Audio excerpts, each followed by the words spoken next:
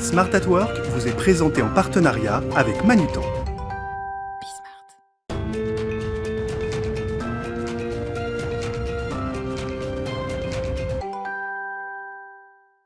Bonjour à tous, bienvenue dans Smart at Work, votre émission mensuelle autour du concept du bien travailler. Ce mois-ci, on va s'intéresser de plus près à la supply chain. Une supply chain mise à rude épreuve avec la crise sanitaire, l'accélération du e-commerce, maintenant les pénuries. Comment sécuriser les approvisionnements, gérer les stocks dans ce contexte? Quelle place pour les robots et les hommes? Comment prendre en compte les enjeux RSE pour une green supply? Autant de questions auxquelles on va tenter de répondre avec mes invités dans Smart at Work.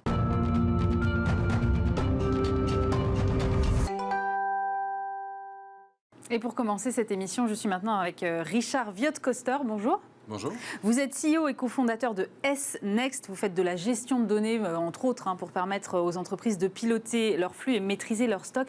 Moi, je voudrais savoir dans quelle mesure est-ce que la supply chain a rebattu est-ce que la crise, a rebattu les cartes de la supply chain? Ce qui est nouveau avec cette crise, c'est que jusqu'à 2019, on avait été très loin dans l'optimisation des chaînes logistiques. Tout avait été optimisé aux différents maillons, ce qui fait que les coûts étaient optimaux par rapport à un niveau de service donné. Ouais. Ce qui a un petit peu été oublié dans cette supply chain et qui du coup est devenu très très apparent, c'est le besoin de résilience, un terme qui est devenu à la mode. Alors, qu'est-ce que c'est que la résilience? C'est quand un paramètre bouge, est-ce que ça fonctionne encore? Là, ça avait plus trop l'air de marcher. C'est l'inverse de la résilience ou de la souplesse, c'est la fragilité. Un corps trop rigide, quand on lui applique des secousses, il casse. C'est ce que l'on a vu apparaître sur des chaînes logistiques du coup, qui sont très tendues et qui en fait n'ont pas de marge de manœuvre. Le moindre grain de sable fait qu'on se retrouve en fait avec des ruptures d'approvisionnement en bout de la chaîne. Le consommateur n'a pas les produits en temps et en heure. Or, c'est la mission numéro 1 de la chaîne logistique. Mais justement, vous parlez de rupture d'approvisionnement. Là, on est clairement en plein dedans. On a beaucoup dit, oui, cette crise, il faut penser à sécuriser les approvisionnements. Bon, visiblement, on n'a pas encore pu tirer toutes les leçons parce qu'effectivement, on ne peut pas relocaliser certaines productions comme ça du jour au lendemain. Mais est-ce que c'est réellement possible de sécuriser ces approvisionnements aujourd'hui dans une économie qui finalement reste mondialisée ? Alors, vous venez de faire un constat qui est général, qui est vrai, ça s'applique à tous les secteurs. Mais tous les secteurs ne sont pas à la même enseigne. Il y a des secteurs sur lesquels il va être beaucoup plus compliqué et long de ramener de la capacité de production en France, si tant est qu'on arrive à le faire un jour, notamment pour des questions de productivité ou disponibilité de terres rares, par exemple. Bien sûr. Après, il y a d'autres chaînes sur lesquelles on est déjà beaucoup plus près, surtout l'agroalimentaire, on a beaucoup moins délocalisé, donc on voit bien, et entre les deux, il y a toute une palette. En revanche, des solutions existent, notamment en apprenant à des fournisseurs qui travaillent dans un secteur. Je vous prends un exemple, dans la filière du vélo. J'ai discuté il n'y a pas très longtemps avec quelqu'un de cette filière du vélo, qui est une filière assez spécifique. Et cette personne me disait, il va falloir qu'on apprenne à travailler avec des gens qui travaillent pour l'automobile, par exemple. Quand quelqu'un sait fabriquer une pièce en usinage pour l'automobile, il peut peut-être apprendre à le faire pour le vélo. Aujourd'hui, ce n'est quelque chose qui n'existe pas du tout. On est en pénurie sur des pièces, on pourrait le faire. Le problème n'est pas tant l'appareil industriel que la culture de filière. Donc des solutions existent, il faut ouvrir son esprit. Et bien sûr, vous l'avez cité, vous avez commencé par là, ça va prendre du temps. Oui, alors on parle effectivement de gestion des stocks compliqués, de sécurisation des approvisionnements, traçabilité des produits aussi de plus en plus importante dans cette supply chain. Donc ça veut dire derrière qu'il y a des logiciels. Vous, votre métier, j'ai commencé par ça, c'est quand même quelque chose de technologique. Aujourd'hui, est-ce que les métiers de la supply chain sont en train de devenir finalement des métiers high-tech ? Je crois qu'ils l'ont toujours été. C'est l'essence même de la supply chain est née avec ça, parce qu'avant on parlait de logistique. La logistique, c'était des camions et des palettes et des... Oui, ça paraît moins technologique dit comme ça quand même. Voilà, et le terme supply chain est apparu avec l'informatique, parce que à partir du moment où on a des outils qui permettent de traiter l'information, on est capable de suivre de flux, de piloter, planifier, exécuter, prendre des décisions plus ou moins en temps réel. Et donc, en fait, la supply chain, je crois, l'a toujours été et évidemment va l'être de plus en plus. On parle beaucoup aujourd'hui d'intelligence artificielle qui peut aider, c'est vrai. De robotisation aussi. Alors, sur le sujet de la robotisation, on est sur des sujets un tout petit peu différents. La supply chain, avec la technologie, on peut parler de tout ce qui est le traitement de l'information. Et puis, dans l'entrepôt, sur des flux physiques, là on est sur les opérations, la robotisation prend aussi une place très importante, avec des investissements très très gros, donc souvent dizaines de millions d'euros dans les entrepôts, en distribution comme dans l'industrie. Alors, en revanche, oui, donc ces métiers sont fondamentalement technologiques, vont l'être certainement de plus en plus de technologies. Mais bon, ce qui ne marche pas, ça reste toujours des questions humaines quand même. C'est-à-dire que la réponse aux problématiques que nous vivons, et je vous en ai parlé tout à l'heure dans les histoires de filières, c'est une histoire de culture, le gros du sujet, il reste là, et à la limite, tant mieux. Juste pour élargir un peu et revenir sur ce que vous disiez, sur les investissements que ça nécessite pour qu'il y ait une supply chain qui soit efficace et souple et réactive, comme vous la décriviez tout à l'heure, ça nécessite des investissements, ça nécessite du temps long. Est-ce que les entreprises aujourd'hui, vous avez l'impression qu'elles sont prêtes à ça ? En réalité, c'est exactement là-dessus que SNEX se positionne, sur vous devez vous adapter sur des mutations dans la durée. Et souvent, les directeurs supply chain, où les gens en charge de la transformation disent j'ai un problème, j'ai pas de budget, on me demande de faire plus, mais à faire avec moins. Et en plus, on a des gens qui, eux aussi, ne sont pas toujours avides de changement, et quand on leur parle par exemple de mettre en place des nouveaux outils, il y en a un certain nombre qui sortent les fusils et qui disent vous ne toucherez absolument à rien, et si on les menace, ils sortent les Excel dans tous les sens. Donc il y a vraiment des facteurs d'inertie très très fort et qui ralentissent ces mutations, voire les bloquent. Donc la question que vous posez, elle est essentielle. Comment fait-on pour enclencher des mutations profondes dans le temps long avec un besoin de résultats rapides pour dégager des marges financières et pour engager les gens, pour faciliter leur quotidien. Quand vous êtes un pilote de flux, que vous avez successivement le directeur commercial qui vous met une baffe, je vous le dis comme ça parce que c'est un peu comme ça qu'ils le ressentent, parce qu'il y a une rupture, la porte se ferme, c'est l'autre porte qui s'ouvre avec le directeur financier qui lui met une autre baffe dans l'autre sens parce qu'il y a trop de stock, c'est comme ça qu'ils le vivent. Donc ces gens-là ont besoin qu'on les aide, et donc il y a des réponses en partie technologiques, etc., pour dégager des marges de manœuvre immédiates, mais avec une vision long terme, en sachant où on va. Et ça, c'est essentiel. Merci beaucoup, Richard Viot-Koster. Vous restez avec nous, on va poursuivre le débat dans quelques instants.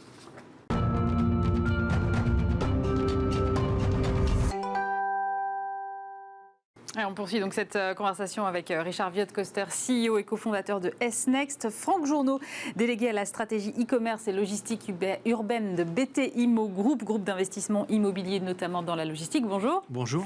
Et Grégoire Coudrine, bonjour. Bonjour. Vous êtes, vous, directeur supply chain du groupe Manutan et partenaire de cette émission. Grégoire, moi je me tourne vers vous. Directeur supply chain, quand on vient d'entendre ce que vient de dire Richard Viot-Koster, c'est celui qui gère tous les problèmes ? Ah là, en ce moment, on est ça. Je ne vous cache pas qu'en ce moment, c'est quand même des moments très importants. Mais à la fois, on montre aussi toute l'importance de la supply chain et qui, parfois, est une fonction dans l'entreprise qui n'est pas toujours mise en avant. Donc, en ce moment, l'importance est là, on s'en aperçoit, mais il y a aussi beaucoup de problèmes à régler, vous avez raison. Alors, justement, c'est une filière qui, parfois, est sous-estimée. Vous avez cette impression-là aussi, Franck Journeau ? Une filière qui est méconnue et dont on a fait connaissance, je dirais presque malheureusement. Par la force des choses, en fait. Par la force des choses, mais c'était un peu la salle des machines. Aujourd'hui, la crise qu'on vient de traverser a redonné un peu ses galons à ce qu'est la supply chain, la logistique dans son ensemble, parce qu'on a vécu des moments où la logistique a été mise en avant. Oui, c'est ça. On a beaucoup parlé, Richard Viot-Koster, de l'explosion du e-commerce. Qu'est-ce que ça change, cette explosion du e-commerce, en matière de gestion des stocks, par exemple ? Ça change l'aspect notamment concurrentiel. Quand on est en e-commerce, on est en concurrence beaucoup plus facilement avec tout le monde. On accède à beaucoup plus d'acteurs. Quand on est dans la rue, on ne peut pas faire toutes les vitrines dans la même journée. C'est sûr. Donc la différence se fait moins sur les produits, moins sur les prix. Tout le monde est obligé de s'aligner. Mais sur l'offre, il faut avoir une offre très large pour continuer à capter le client, parce que le client va pas, s'il a un acteur qui propose tout, il va aller chez lui. Il ne va pas aller chez les autres. Et donc, en termes de gestion des stocks, ça complique un petit peu l'affaire, parce que la complexité augmente très fortement avec le nombre d'articles que l'on gère. Donc, je crois que essentiellement, c'est ça ce que ça modifie. Grégoire, vous pourrez peut-être infirmer ou aller dans mon sens. Non, mais je vous confirme que chez Manutan, en tout cas, on a plus de 600 000 références en stock. On ne sait même plus très bien parfois combien on en a. Alors en stock, plutôt sur le web, en stock beaucoup moins, mais néanmoins, la problématique de la gestion de stock, de notre capacité de stock, de nos endroits où on va mettre nos entrepôts pour distribuer nos produits, est véritablement au cœur de notre actualité et au cœur de nos problèmes aujourd'hui. Oui. Oui, mais justement, vous qui êtes dans l'immobilier, Franck Journeau, les entrepôts, c'est facile aujourd'hui de trouver du foncier parce que, bon, tout le monde veut bien avoir plein de services et être livré rapidement, mais quand il est question d'avoir des entrepôts à côté de chez soi, des fois ça coince. Alors, les entrepôts, heureusement, dans la majeure partie des cas, ne sont pas à côté de chez soi. Heureusement. Pour des questions de coût, tout simplement. Ouais. Il faut être à distance des villes parce que l'immobilier, c'est comme l'immobilier pour les particuliers, coûte très cher. Et un entrepôt digne de ce nom est à 100, 200 ou 300 km des centres-villes, dans le cadre d'une logistique traditionnelle. Traditionnelle, on entend B2B. Pour l'e-commerce, c'est la même chose. Dans un besoin dit standard aujourd'hui, c'est-à-dire un entrepôt qui puisse réunir les dizaines de milliers, voire centaines de milliers de références et d'articles dont on a besoin pour vendre, parce que c'est très clair, seuls les sites qui ont beaucoup de références disponibles à la vente vendent aujourd'hui et réussissent. Je ne vais pas citer l'exemple du géant américain, mais c'est comme ça qu'il a réussi. On l'a tous en tête. Tout à fait, la plus grande bibliothèque du monde, c'était ça au départ. Et fait que il faut de la place, il faut de l'espace, il faut pouvoir gérer aussi des flux de véhicules pour approvisionner ces sites, d'autres véhicules transporteurs pour assurer la distribution. Et donc, on a tendance à s'éloigner des villes. Ça, c'est dans le contexte, je dirais, de départ. Aujourd'hui, vous avez un nouveau phénomène qu'on appelle dit de logistique urbaine. C'est le dernier kilomètre, quoi. Le dernier kilomètre et aussi le stock à proximité des villes. Parce que le dernier kilomètre, il a toujours été réalisé par les transporteurs. C'est ce qu'on appelle la livraison, tout simplement. Mais aujourd'hui, les stocks ont tendance à se rapprocher des villes. Pourquoi ? Parce que depuis quelques années, on a une course effrénée face au délai de livraison. Il y a quelques années, il y a 5-6 ans, on avait tous accepté d'être livrés en 2 jours. C'était le standard de la Poste, J+2. Aujourd'hui, et puis grâce aussi encore à cet acteur américain qui a lancé, qui a standardisé le J+1, le J+2 est devenu un peu ringard. Et aujourd'hui, on s'approche d'un autre standard, poussé par le quick commerce notamment, et drainé par le e-commerce de l'alimentaire principalement, qui est une livraison dans la journée. Vous l'avez vu, c'est en 15 minutes, 30 minutes, 1 heure. Et ces phénomènes ne sont pas... ils sont faits pour durer. Ce n'est pas feu de paille, ce n'est pas un phénomène de feu de paille. Aujourd'hui, on a de plus en plus d'acteurs qui se dirigent vers ce type de promesse client, d'une livraison dans la journée, voire dans la journée et dans l'heure. Et donc, il faut rapprocher les stocks des clients et donc développer des entrepôts plus petits, dans les centres-villes ou en périphérie des villes, et pouvoir continuer à assurer cette mission. Grégoire, ils attendent quoi en matière de délai de livraison, vos clients ? D'abord, ils attendent qu'on tienne notre promesse. Livrer déjà. Voilà. Livrer, mais livrer au moment où on leur a dit qu'on allait livrer. C'est-à-dire que nos clients sur le web passent une commande. Si on leur dit qu'ils seront livrés après-demain, c'est après-demain. C'est pas demain, c'est pas dans 3 jours, c'est après-demain. Donc le premier sujet, c'est de tenir notre promesse. Puis effectivement, comme vous l'expliquez tout à l'heure, si toute la concurrence livre en 24 heures et nous en 3 jours, ça marche pas. Enfin, ça marche pas. Même si on tient notre promesse, vous allez perdre mécaniquement des parts de marché. Exactement. Donc finalement, il faut aussi qu'on puisse livrer le plus vite possible. Mais le premier sujet, c'est de tenir notre promesse véritablement. Et partout sur tous nos marchés en Europe, en France bien sûr, dans d'autres marchés en Angleterre par exemple, c'est encore plus vrai. Mais véritablement, c'est vraiment le sujet primordial. Comment on connecte les stocks pour pouvoir s'y retrouver quand on a, comme Grégoire, 600 000 références, Richard Viet-Koster, comment on fait pour s'y retrouver ?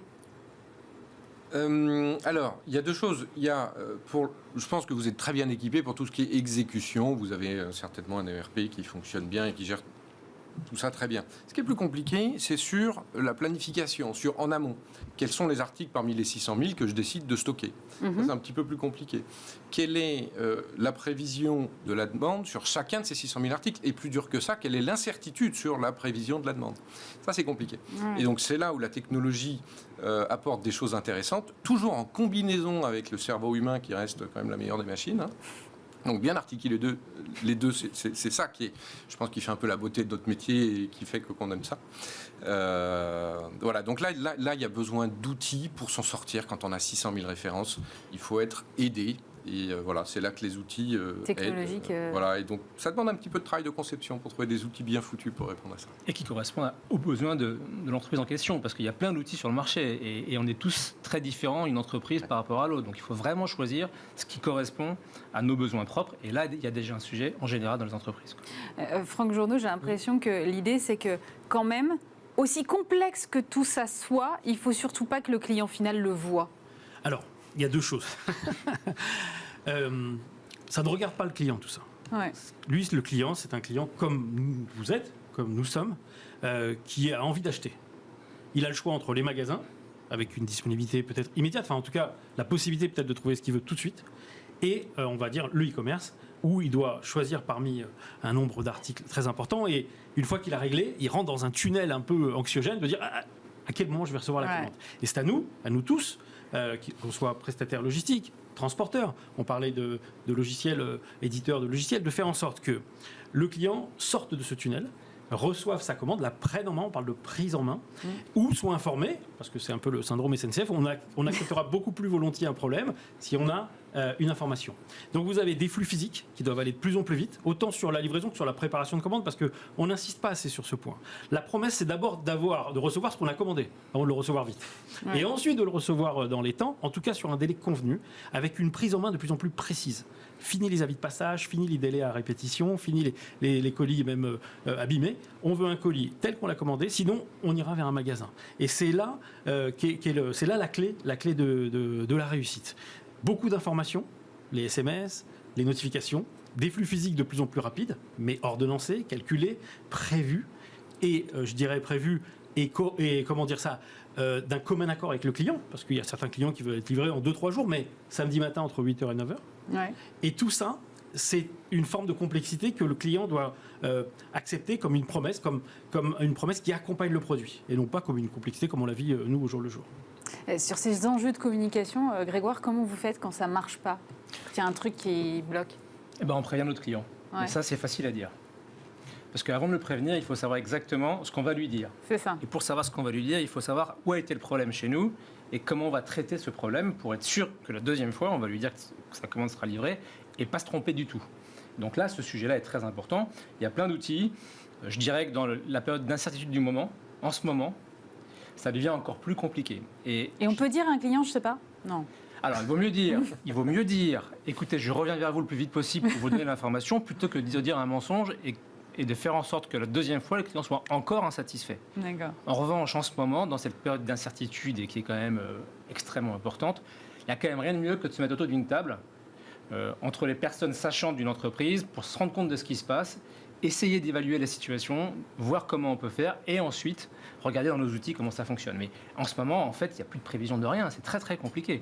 Donc la nature humaine et le cerveau humain, comme vous l'expliquez tout à l'heure, fera encore et toujours la différence, je pense. Ouais, pardon, je précisais parce que la question était pertinente. Sur l'e-commerce, c'est impensable. Je ne sais pas n'existe pas dans les algorithmes. Hein. C'est je sais et je vous informe. S'il y a un problème, je l'expose. Enfin, quel problème? Un retard, une mauvaise adresse, on n'est pas dans des choses trop compliquées non plus. Hein. Non, c'est impossible. En e-commerce, c'est insupportable et ça ne sera jamais accepté par les clients. Richard, on a beaucoup dit, allez, pendant la crise, c'est bon, on va tout relocaliser en France. Évidemment, on se rend compte, on le disait un peu tout à l'heure, que ça va être plus compliqué que ça. Quand même, est-ce que vous voyez des choses qui bougent sur les chaînes d'appro et des tentatives, en tout cas, de régler certaines... Je vois des DG de groupes de distribution qui disent « Je demande à mes acheteurs d'acheter européens, français ». Puis après, quand je discute avec les acheteurs... Le problème, c'est le sourcing après, non? Ils disent on a besoin de gens pour nous aider parce que des fournisseurs, éventuellement, il y en a. Mais alors, on ne s'entend pas forcément sur les prix. Le niveau n'est pas forcément le même. Voilà. Il y a un énorme travail à faire dans plusieurs dimensions. On peut avoir des fournisseurs, on n'a pas forcément le bon fournisseur avec le niveau de maturité qu'il faut. Grégoire, Non, ça va être long en fait. Ce que vous dites, c'est qu'on ne va pas switcher complètement de modèle d'un jour à l'autre. Donc ça va être long. Il faut choisir les fournisseurs pour lesquels vraiment on veut changer un tout petit peu notre vision des choses. Mais au fur et à mesure, on arrivera peut-être à changer un peu le modèle. Mais on est quand même dans une démarche aujourd'hui où quand on achète en Asie, on achète en Asie pour des raisons économiques et autres, mais économiques aussi. Et ça reste quand même pour une entreprise un sujet qu'il faut qu'on adresse. Franck ? Moi, je pense qu'il y a toujours des points positifs et des points regrettables dans toute crise. Et aujourd'hui, je note, moi, une concentration des approvisionnements autour de l'Europe, du Maghreb et de la Turquie. Le Portugal, on ne parlait plus de Portugal depuis 10 ans. C'est vrai. On ne parlait plus de la Turquie depuis 15 ans. on se rapproche. Le Made in France, c'est compliqué, tout souvent parce que c'est cher, mais il n'y a pas non plus tous les savoir-faire parce qu'on les a fait fuir à un moment. Mais moi, je sens que ça se rapproche. Alors, tout ça ne résout pas quand même l'autre gros aspect qui est revenu, je trouve, vraiment en force pendant cette crise, c'est l'aspect RSE. Parce que même si, effectivement, le Maghreb ou la Turquie, c'est plus près, il reste quand même tous ces enjeux RSE. J'imagine, Grégoire, que vos clients aussi ont des attentes par rapport à ça. Ils ont de plus en plus d'attentes et ça tire un petit peu tout le monde vers le haut. Chez Manutan, par exemple, à cause de ces attentes qui étaient grandissantes, on a investi dans la technologie là-dessus. Des choses qui peuvent paraître un peu basiques, mais aujourd'hui, on est capable, chez Manutan, d'adapter le carton d'emballage au produit à l'intérieur. Ouais. En adaptant le carton d'emballage au produit qui est à l'intérieur, on a Un truc sur mesure où il n'y a pas de vide. sur mesure, où il n'y a Ouais. pas de vide, il n'y a pas de plastique à l'intérieur. Résultat, on est capable ensuite de mettre plus de carton, de colis dans un camion. On a donc moins de camions sur la route et c'est extrêmement vertueux. Et quand notre client, in fine, va ouvrir son carton, son colis, son expérience est bien meilleure que ce qu'on avait su faire avant. Et ça, c'est un peu de techno au service d'une expérience client bien meilleure et finalement d'une politique RSE plus en place, quoi. Richard, la techno au service de la RSE, c'est possible? Oui, parmi d'autres, mais c'est pas la techno que je citerai en premier. Je parlerai plutôt de faire évoluer la culture. Et une en particulier, je discutais il n'y a pas très longtemps exactement de ce sujet-là, l'ancien directeur supply chain de Michelin. Ouais. Il en connaissait un rayon, il était DSI, puis directeur supply chain. Maintenant, il est parti vers de nouvelles aventures. Et il me disait, bonne chance à celui qui prend ma place pour faire mieux aux bornes de l'entreprise. Il me disait, tout ce qu'on peut faire en interne, il me disait, voilà, on a quasiment tout fait, quoi. Maintenant, il faut raisonner sur plusieurs maillons de la chaîne. Là, on va pouvoir faire des choses. Et là, il y a de la techno, mais il y a beaucoup plus que ça. Et le fait de, vous disiez tout à l'heure, Franck, de rapprocher les centres, les entrepôts des centres-villes, ça contribue à ça, parce que ça veut dire un peu moins de transport aussi, en tout cas sur certaines portions de la supply chain. En tout cas, oui. Alors, chez BTIMO, les projets en cours concernent notamment la construction d'entrepôts proches des centres-villes, qui reposent non pas sur des constructions nouvelles, mais sur la transformation de structures existantes. Par exemple, Comme des stades de football, par exemple, qui sont mal entretenus, mal gérés. Il faut savoir qu'un stade de football dans une municipalité, il est utilisé entre 8 et 10% de son temps. Mais vous n'allez pas mettre des camions sur la pelouse? Eh bien non. Ce qu'on va faire, c'est qu'on va remettre en état le stade de football en prenant le terrain. C'est 7500 m² aujourd'hui mal utilisé. Et on va utiliser, en contrepartie d'une remise en état, avec du gazon synthétique, creusé en sous-sol, 3 étages qui vont permettre d'installer notamment des véhicules propres pour de la livraison de proximité, mais aussi des entrepôts de préparation du quick commerce par exemple, et toutes les formes de nouvelles technologies qui pourront s'adapter à la livraison en centre-ville, notamment tous les véhicules électriques qui ont besoin de bornes de recharge et autres. Et donc on va réaménager les sous-sols sous les stades, en contrepartie d'une réhabilitation du stade à neuf. Donc la municipalité retrouve quelque chose, un gain immédiat. Et en plus de ce gain immédiat sur la partie sportive, évidemment, une zone d'emploi nouvelle et une circulation qui sera facilitée, organisée autour d'une construction neuve, donc qui bénéficiera des dernières technologies, notamment immobilières et construction. Et donc ça, c'est un projet aujourd'hui de Castignac, l'émanation de BTIMO et Brookfield, qui prévoit... Groupe canadien, c'est ça? Groupe canadien, oui, pour Brookfield et groupe français pour BTIMO, et qui prévoit justement donc la réhabilitation des stades en utilisant les sous-sols sur 2 ou 3 niveaux, 7500 m² à chaque fois, pour la livraison dite urbaine, dans le cadre d'une logistique urbaine organisée, sans aller détruire une forêt, sans aller, je dirais, désorganiser une ville. On utilise une surface existante, on la remet en état et on profite du sous-sol. Et vous avez des retours positifs des municipalités là-dessus? Alors oui, déjà par rapport au caractère innovant. Ouais. Après, il faut les sensibiliser sur l'ensemble du programme. Mais oui, ça commence. Je ne peux pas trop en parler, mais il y a quelques projets qui sont en cours, oui. Bon. Intéressant en tout cas. Vous parliez d'emploi, c'est vrai que c'est l'autre sujet du moment. Là, on a du mal à recruter partout, j'ai l'impression. Dans le secteur de la supply chain, Grégoire, c'est la même chose? C'est la même chose. Je pense que le métier est vraiment sous tension. À peu près à tous les niveaux de la chaîne, il nous manque du monde. Et donc c'est un vrai sujet. Et tout à l'heure, vous l'évoquiez, mais le boom d'e-commerce fait augmenter nos volumes, l'activité est d'autant plus importante et donc on doit trouver des solutions parfois un peu innovantes. On parlait tout à l'heure de technologie, il y a aussi des robots qui parfois nous permettent aussi de travailler avec ce type d'engin qui nous permettent de passer plus de volume qu'avant.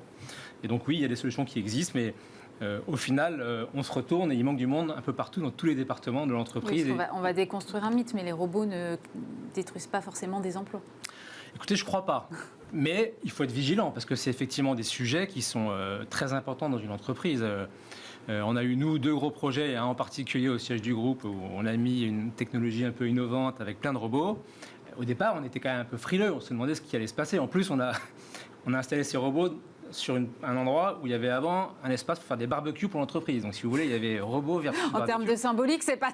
Voilà, donc on a été vigilants, on a essayé de trouver des façons de faire, on a écouté un peu ce qui se faisait et en fait, on a impliqué toutes nos équipes pour concevoir les postes de travail. Il y a des robots, mais les équipes ont été, dès le début, mis à l'origine de la conception des postes de travail. Et au final, ça se passe pas mal.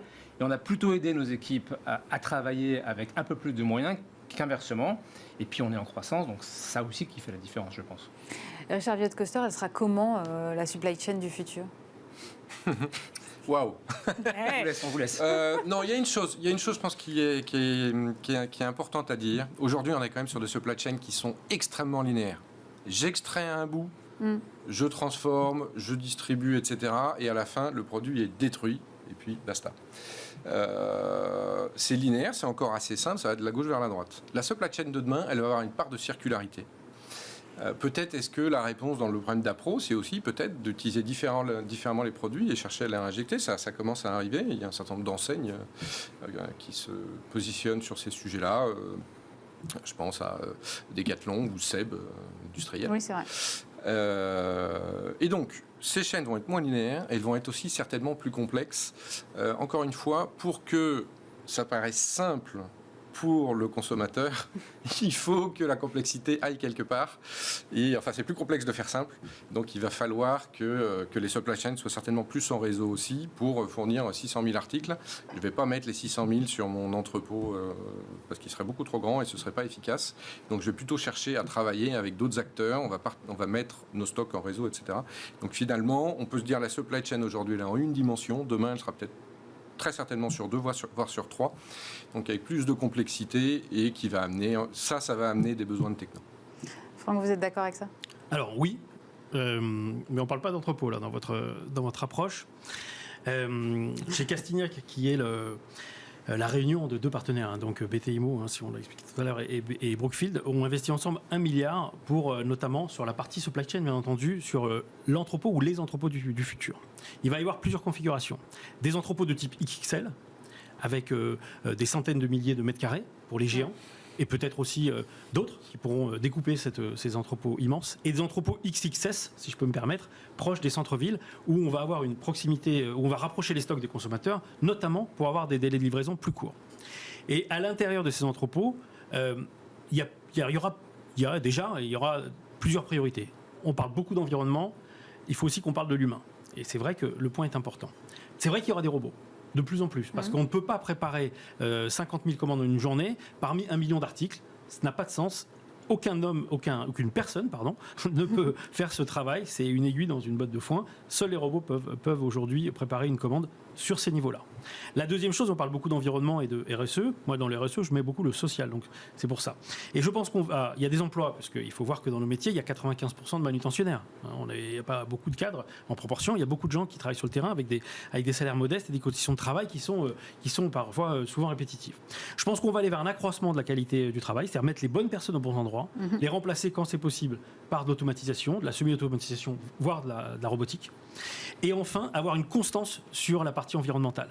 C'est-à-dire que tout ce qui se fait, et le e-commerce en particulier, qui était sous le feu des projecteurs, des problèmes environnementaux, transport, emballage, véhicules thermiques, on ne peut pas être plus au fait, va se transformer pour apporter à l'ensemble de cet écosystème une amélioration dans les conditions de travail, dans les conditions environnementales. Je rappelle que l'environnement, c'est aussi les personnes. Quand on empêche des véhicules thermiques de rentrer en ville, c'est pas seulement pour sauver la planète, c'est aussi une question de santé pour les gens qui y habitent. Et donc tout ça dans cet écosystème va se construire autour de ces 2 données. L'humain d'un côté et l'environnement de l'autre.